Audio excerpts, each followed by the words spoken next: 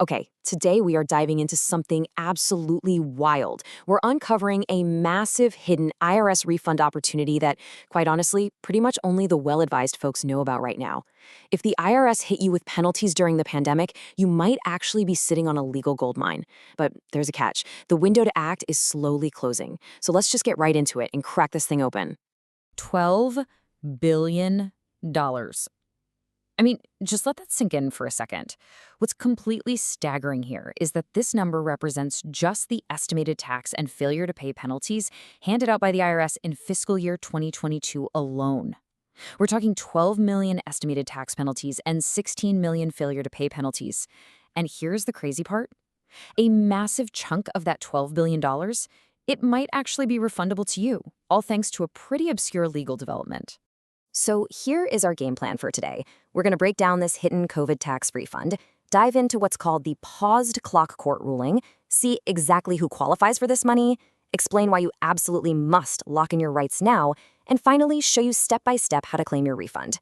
We've basically taken all that dense legal jargon and turned it into a really simple treasure map for us to follow.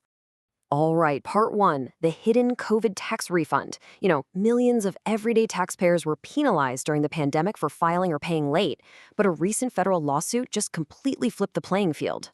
Erin M. Collins, she's the national taxpayer advocate, really hit the nail on the head here.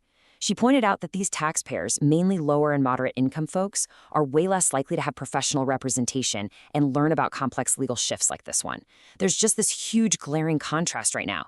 You've got massive corporations with armies of tax lawyers aggressively monitoring this stuff, and then you have regular people who have zero idea this is even happening. Our whole goal today is to bridge that gap and give you the tools of the well-advised. Moving right along to part two, the paused clock court ruling. Now, this whole entire situation stems from a landmark 2025 case called Kwong v. United States. To understand this, think of the tax deadline kind of like a basketball game. When the ref blows the whistle for an emergency or a disaster, what happens? The game clock completely stops, right? Well, the federal COVID-19 disaster period essentially paused the tax clock from January 20th, 2020, all the way to May 11th, 2023. You add a mandatory 60-day buffer to the end of that, and it means that for nearly 3.5 years, the tax deadline clock was legally frozen. Which leads us to a massive clash of viewpoints. The IRS, well, they just kept running their systems and churning out penalties like it was business as usual, like the clock was just ticking away normally. But the federal judge in the Kwong case looked at it and said, no, absolutely not.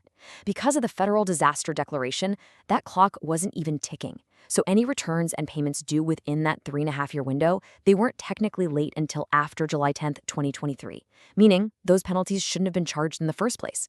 Okay, part three, who actually qualifies for this money? Now, you might assume this is just some fancy loophole reserved for mega corporations, but the truth is, this impacts a massive swath of the public. Just look at the sheer scope of this ruling. We're talking individual taxpayers, especially low to moderate income earners, small mom and pop business owners, sure, large corporations too, plus estates and trusts. It even covers taxpayers who filed late international information returns, and those typically carry incredibly steep penalties, literally even if you owed zero actual tax. So the pool of eligible people here is just enormous. But the real trick is knowing exactly what kinds of penalties are actually in play. So, if you're hit with a failure to file penalty, a failure to pay penalty, or a failure to make estimated tax payments during that whole disaster window, you could qualify. But wait, it doesn't stop there. It also includes interest that accrued earlier than it legally should have, and even overpayment interest for 2020 through 2023. It's a huge, varied list of charges that you might be able to get fully refunded. That brings us to part four, why lock in your rights? Look, time is absolutely of the essence here because the clock to claim your share of that money is ticking down fast. What you need to do is file what's known as a protective claim.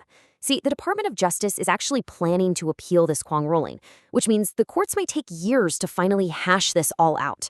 So think of filing a protective claim kind of like taking a number at a super busy deli. By taking your ticket, you don't need to know your exact order or the precise dollar amount of your refund yet. You are simply forcing the IRS to save your spot in line. It preserves your right to get that refund while the legal system figures out the final rules. It costs you absolutely nothing to file, but it protects everything. And here's the kicker. You have to grab that ticket before the absolute final deadline, which is July 10th, 2026. Because that legally extended deadline ended on July 10th, 2023, the standard 3-year statute of limitations officially closes exactly 3 years later. Once that 2026 date comes and goes, your rights are gone forever. Even if the taxpayers end up winning the ongoing lawsuit, you'd get nothing. Oh, and by the way, the IRS is absolutely not going to notify you about this. You have to be proactive. All right, part 5, how to claim your refund. Let's get super practical here and just walk through the exact step-by-step process you need to take before that time runs out. Okay, here is your simple 3-step action plan. Step 1, you need to pull your IRS account transcripts for tax years 2019 through 2022. You can just do this online through the IRS portal or give them a call. This is going to show you exactly what penalties you were actually hit with. Step 2, fill out IRS Form 843. Now, this next part is critical, like absolutely crucial. Right across the top of that form, you have to write the exact phrase, protective refund claim pursuant to Kwong v. United States. And finally, step 3, mail that physical paper form directly to the IRS. Now, I really need to emphasize a major bureaucratic hurdle here. Paper is basically the IRS's kryptonite. As of right now, there is absolutely no electronic way to file Form 843. You have to do it on paper, and worse, the IRS does not send you any kind of receipt confirmation when they get it. Because of that, you absolutely must use certified mail with tracking. That little green tracking slip, that is your ultimate proof that you filed on time before the deadline, just in case your paperwork mysteriously gets lost in the massive IRS backlog. So I'm going to leave you with this one final, really critical thought. July 10th, 2026 is approaching faster than you think. The money is just sitting there, but the clock is ticking. Will you take the steps to be the well-advised taxpayer who locks in their protective claim? Or will you let the statute of limitations completely close out your rights? The choice is entirely up to you. Thanks so much for joining me for this explainer, and I highly encourage you to go review your tax history today.